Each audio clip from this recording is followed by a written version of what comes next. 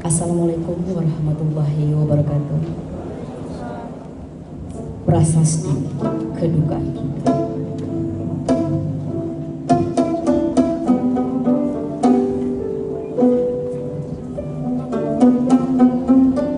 Setelah tahmid, selawat dan salam meraup tangan ke muka, lepaskan gunung beban dan labuhkan sauduka. Mari tulis sebuah kesaksian di dinding langit. Jangan lekas mengubur kabar usang.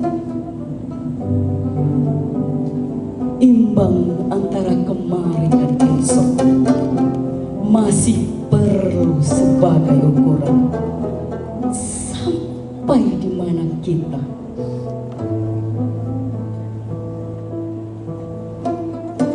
Tercatat berita pulau besar logam mulia, dan pada suatu pagi dua perempuan tak bersuami ternganga di depan ladang bermani permata. Dongengkah itu? Cerita lama pada pagi masa lalu, ketika traktor dan alat-alat berat menggilas mampus para pendulang di pinggir sungai dan bertonton di bawah entah marahku singa lapar yang bisu. Ketika lancang diturunkan ke laut, berlandas perempuan bunting 9 bulan. Tak tahukah sang raja, doa orang teraniaya lebih sakti dari daulat dan pangkatnya. Zaman selalu mengulang peristiwa ini, karena zalim dan aniaya bukan monopoli suatu masa. Semua itu bergumam dalam gurindam pantun dulu dan puisi masa kini, di lopak-lopak pertentangan sepanjang abad. Pertengkaran memanjang bergalau kacau, jangan tambah dosa dan sia-sia menetapkan pedang pada bayang-bayang sendiri. Siapkan pondok-pondok menyamai bening pada hari yang pasti. Rangkaikan dondang dan dendang menyambut musim menuai. Anjungkan layang-layang di tegalan yang gundul. Tak malukah kamu kalau berbondong-bondong nenek dan moyang terbungkuk tertatih-tatih datang dari puncak gunung senjara, memberitahu tentang ketololan kita. Karena itulah 1000 orang pandai menyusun makalah, tapi cukup banyak yang membuat tambak ikan dengan makalah, membuat empang udang dengan makalah, membuat irigasi dengan makalah, menyusun nyanyi, puisi, dan sandiwara dengan makalah.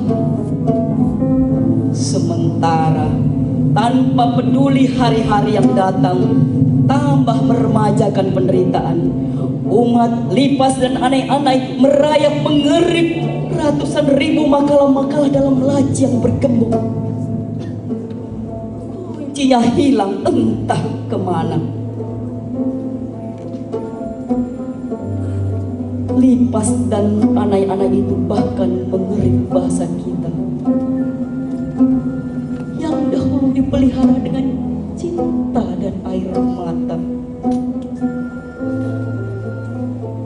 Jutaan hektar hutan terbakar, kapal-kapal tanker raksasa menyusul surat Melaka, cecerkan minyak mentah sehingga terubuk dan udang kalah. Kelak hanya bisa dijumpa dalam dongeng dan buku-buku ideologi lama. dari pusat meteorologi dunia. Kabar buruk disebarkan dan lapisan ozon mulai menipis karena perempuan dan lelaki pesolek kelewat sangat menyemprot ketiak dan kelangkang mereka dengan deodoran. Bingkai-bingkai musim retak, perhitungan dan konstelasi astronomi kacau balau, angin mati di tengah badai, seleke polusi melekat pula pada pakaian kita, pada badan kita, pada pikiran kita, pada kitanya kita yang telah kita undang malapetaka, telah kita campakkan kotak Pandora. Telah kita campakkan kotak Pandora di tengah rumah kita sendiri dengan angkuh membuang segala pusaka karena takut disebut kampungan. Makyong, Mendu, Mamanda, Gazal, Zabin, Salung, Rebab, Randai, Kayak, dan Koba dicampakkan ke pinggir air dan diganti dengan seni orang Eropa. Namun kita tetap menjadi objek antropologi yang lebih lucu. Hutan gundul, laut tidak berikan lagi, tanaman meranggas, sebuah Ethiopia yang lain, negeri tanpa warna, tanpa bentuk, tanpa musik, tanpa denyut, tanpa apa-apa.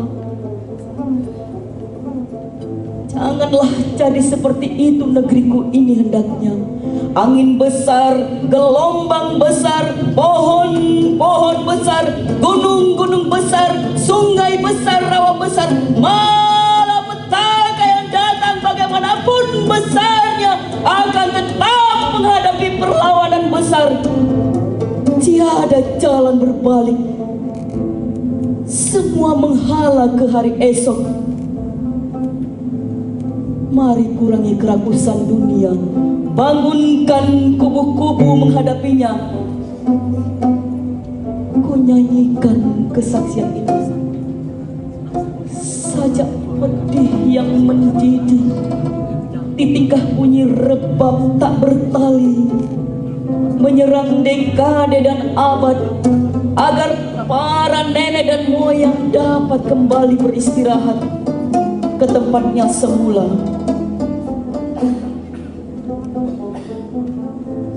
Dan anak-anak muda yang lahir besok menyambung tingkahan suara dengan paduan yang sempurna.